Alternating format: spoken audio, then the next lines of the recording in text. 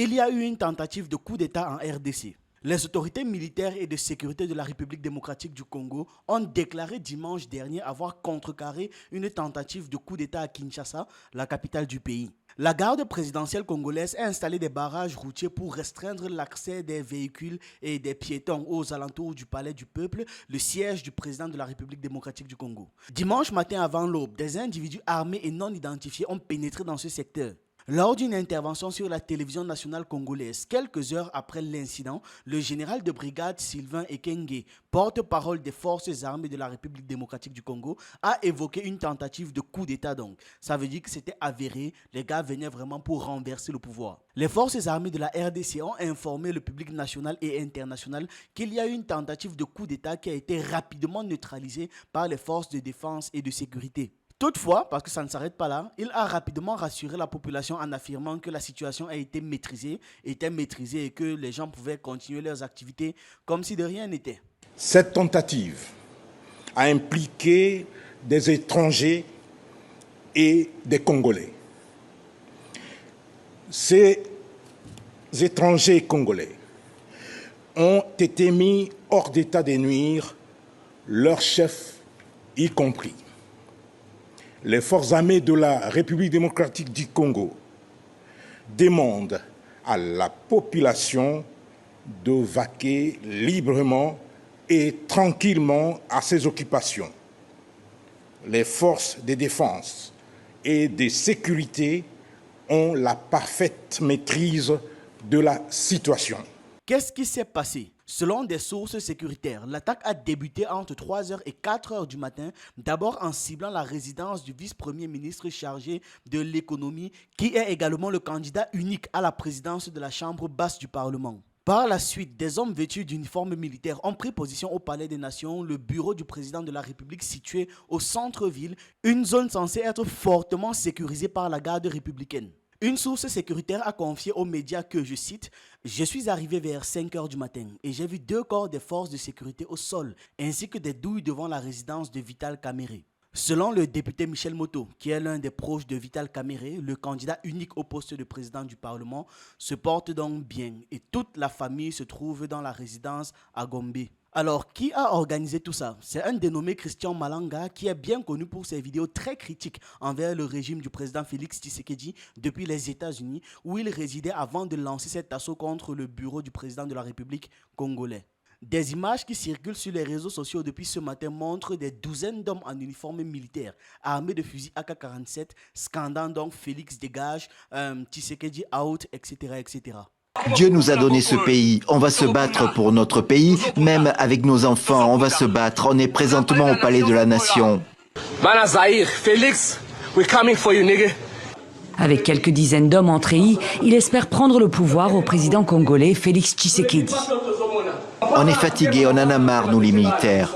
On ne peut pas travailler avec Kamerhe ni travailler avec Félix. Ils ont fait beaucoup de bêtises dans notre pays. Ce n'est pas normal la façon dont nous vivons. Félix, dégage, c'est fini pour toi. Ce groupe armé a également brandi les drapeaux du Zaïre, l'ancien nom de la République démocratique du Congo, sous le régime de Mobutu, exprimant leur désir de changement de régime. Christian Malanga a été identifié comme le commanditaire de cet assaut. Il a été clairement identifié dans une vidéo circulant sur les réseaux sociaux où il apparaît au palais présidentiel accompagné d'une vingtaine d'hommes, comme vous l'avez vu dans l'extrait que j'ai montré. Dans cette vidéo, il revendique l'attaque s'adressant donc en Lingala. Il se présente comme le président du parti politique, le Parti uni congolais. À un certain moment, il avait annoncé son intention de se présenter aux élections de 2023 et se décrivait également comme un ancien militaire des forces armées congolaises. Libéré après 2 semaines de retour aux États-Unis, il forme son propre parti, l'UCP, le Parti congolais uni. Mes frères et sœurs, l'espoir d'un changement positif viendra de gens comme vous, pas du régime actuel de la République démocratique du Congo. Il apparaît de façon aveuglante qu'il y a une gouvernance inadéquate, de la corruption et une mauvaise gestion de notre système politique dans notre pays. Je me suis engagé dans le combat de libération de notre pays et d'instauration d'un état de droit afin de éradiquer la racaille politique en place et d'apporter un vrai changement. Âgé de 41 ans, il aurait été tué dimanche lors de l'opération menée par les forces spéciales aux alentours du palais présidentiel, selon plusieurs sources et selon le communiqué officiel. Christian Malanga, le cerveau présumé de l'attaque, est le leader du mouvement New Zaïre. Surnommé commandant par ses partisans, il a revendiqué son passé militaire dans l'armée congolaise. Originaire de Kinshasa, du quartier de Ngaba, il a ensuite déménagé aux États-Unis après avoir séjourné en Afrique du Sud et au Swaziland. Et cette tentative de coup d'État ravive des mémoires. Oui, ce n'est pas la première fois que ce genre d'attaque arrive dans la capitale congolaise. Des événements similaires se sont déjà produits à Kinshasa. En décembre 2013, les hommes du pasteur Gideon Mukungubila avaient mené des attaques sur l'installation de la télévision nationale congolaise et d'autres lieux stratégiques de la ville de Kinshasa. Aujourd'hui, Mukungubila vit en exil en Afrique du Sud parce que son attaque a aussi échoué. On l'a arrêté. En 2017, la même chose. Les adeptes d'un autre chef religieux avaient attaqué la plus grande prison du pays où leur leader, nommé Nemwanda Semi, était incarcéré. Il avait réussi à se libérer ainsi que plusieurs autres détenus lors de cet assaut contre la prison centrale de Makala. Les autorités congolaises ont expliqué qu'ils vont faire de prochaines communications dans les plus brefs délais en attendant d'avoir des informations et qu'ils voudront bien partager. D'ici là, des militants proches du parti au pouvoir ont bloqué l'avenue menant à la résidence de la mère du président de la République dans la commune de Limete, qui sert également de quartier général pour la famille politique biologique du président de la RDC. Quelques heures après que ce que l'armée congolaise est décrit comme étant une tentative de coup d'État, la vie reprend son cours à Kinshasa. Selon des témoins interrogés, des vérifications sont en cours dans divers endroits clés du quartier de Kombe, en particulier aux abords du palais présidentiel. Mais dans l'ensemble, ça va. Une source en poste au palais présidentiel témoigne qu'il est possible de circuler dans la commune de Kombe librement, sans problème, mais que si jamais les services de sécurité demandent à des gens de descendre de leur véhicule ou demandent à des gens de présenter leurs pièces d'identité et consorts, ils ne devraient pas lutter, ils devraient juste obéir et puis en règle générale ça ira. Dans la ville, la circulation routière reprend avec les taxis qui font les navettes dans toutes les communes. Les gens circulent, mais les véhicules des forces de l'ordre font permanemment des patrouilles aussi. D'ailleurs, le concert de l'artiste Moïse Mbiye prévu le dimanche 29 mai au stade des Martyrs de Kinshasa a été maintenu. La foule était présente, les gens ont pris leur billet et l'événement s'est plutôt passé correctement. Par la voix de Lucie Tamlin, l'ambassadrice américaine en République démocratique du Congo, les États-Unis ont condamné l'attaque et promis de coopérer avec les autorités congolaises pour faire la lumière sur ces attaques qui impliquent prétendument des citoyens américains. Les États-Unis coopèrent avec les autorités de la RDC dans toute la mesure du possible alors qu'elles enquêtent sur ces actes criminels et tiennent pour responsable tout citoyen américain impliqué dans ce genre d'actes. C'est ce qu'a indiqué le communiqué de l'ambassade des États-Unis à Kinshasa. La Lucha, Lutte pour le changement, mouvement citoyen non partisan, non violent, a également condamné à travers un communiqué l'attaque et a signalé que toute tentative de prise de pouvoir par la force ou par une élimination physique d'un adversaire politique n'a pas sa place dans la République qui se veut démocratique. Personnellement, je trouve aussi que la facilité avec laquelle les assaillants ont assiégé le haut lieu des institutions politiques du pays veut fortement, très très fortement suggérer qu'il est possible qu'il y ait des complices au sein de l'appareil de l'État congolais. On ne réalise pas à quel point ce genre de logistique est très difficile à mettre en place. Faire passer des armes, habiller et former des gens pour un assaut militaire en pleine capitale, dans le palais présidentiel, non, ce n'est pas la simple volonté. Il faut vraiment avoir de hautes personnes placées.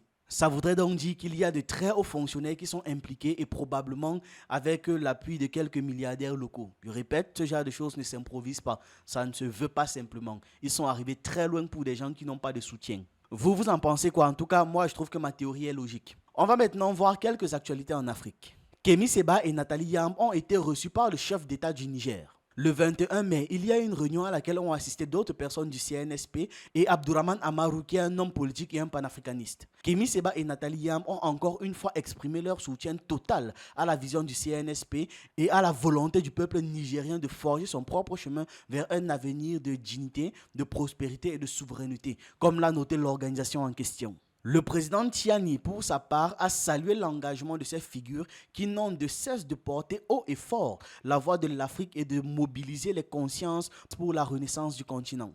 Nous sommes venus vous dire et dire aux autorités et à travers les autorités dire aux populations que vous êtes des exemples, que le chemin vers l'émancipation est encore loin, qu'on peut penser qu'on est arrivé au bout, mais la guerre qui nous a été menée et qui nous est menée est profonde. Et de l'issue de cette guerre dépend la survie, soit des Occidentaux, soit des Africains. Donc qu'il faut rester mobilisé, qu'il faut rester vigilant et qu'il faut s'assurer que chaque victoire d'étape est pérennisée pour que ce ne soit pas juste une victoire de 2 semaines, d'1 an ou de 2 ans, mais que dans 1000 ans encore, on parle de ce que vous avez conquis. Une autre lutte et non de moindre, celle de la France-Afrique. Une résistance farouche contre le néocolonialisme et tous ses valets devaient souligner le panafricaniste Kémy Séba. Je suis venu, en tant qu'anticolonialiste, dire que toute force politique qui résistera au néocolonialisme sera une force politique que les panafricanistes soutiendront. La suite des éléments que le président, son Excellence, Général Tiani, à la suite des rencontres avec les autorités du CNSP, avec le Premier ministre, nous avons constaté qu'il y a des éléments probants, inquiétants, qui montrent que depuis leur éviction du Niger, les autorités françaises complotent sous diverses manières pour essayer de récupérer un espace géostratégique très important pour ces derniers. Après ce que vous venez d'entendre, dites-vous que la CEDEAO veut créer un comité de médiation pour refaire venir le Niger, le Mali et le Burkina Faso. Le président de la commission de la CEDEAO a souligné l'urgence de s'associer aux efforts en cours visant à éviter la désintégration du bloc régional qui pourrait survenir après le départ du Mali, du Niger et du Burkina. C'est à se demander si ce sont les dirigeants de la CEDEAO qui sont inquiets ou si ce sont les vrais dirigeants de la CEDEAO qui sont inquiets. Je sais que vous avez compris. Dans cette organisation, il y a les dirigeants et les dirigeants. Les vrais dirigeants. Lors de la deuxième session extraordinaire du Parlement de la CEDEAO, le responsable a expliqué que la mission du comité en question serait de collaborer avec toutes les parties impliquées pour convaincre les pays qui se sont retirés de revenir sur leurs décisions. Sauf que l'AES a été clair. Ils ont souligné que la CEDEAO était un outil manipulé par certaines puissances. Ces puissances qui cherchent à semer le trouble dans la région et qui ne reviendront pas sur leur décision de quitter la CEDEAO. D'ailleurs, quand on leur a demandé de faire des commentaires sur ce qui se passe dans l'organisation, ils ont dit qu'ils ne feront aucun commentaire sur une organisation dont ils ne sont pas membres. Je pense que le message il est très clair. Il est plus que clair. Il n'y a pas de retour possible. Il faut que ces gens-là comprennent ça. Je trouve que la CEDEAO insiste vraiment beaucoup. Est-ce qu'ils ont pensé aux conséquences quand ils étaient en train de les menacer? Ou bien c'est maintenant qu'ils se rendent compte que ce n'était pas une si bonne idée que ça? Bref, c'était tout pour aujourd'hui. Dites-moi ce que vous en pensez en commentaire de tout ce qu'on a traité là. Et on se retrouve dans une prochaine vidéo. Pour les nouveaux, sur cette chaîne, on parle de culture africaine, d'histoire, d'actualité et on s'édifie sur un ensemble de choses qui nous permettent d'anticiper et d'être prêts à toute éventualité. Je vous encourage donc à regarder nos anciennes vidéos, on a plus de 400 thèmes déjà traités et si vous voulez plus de contenu, vous pouvez vous abonner à nos autres chaînes YouTube en fonction de vos centres d'intérêt. Sur Ekima, on parle d'économie et de sciences humaines. Sur Asani, on parle de jeux vidéo et de divertissement. Si ça vous intéresse, les liens sont en description.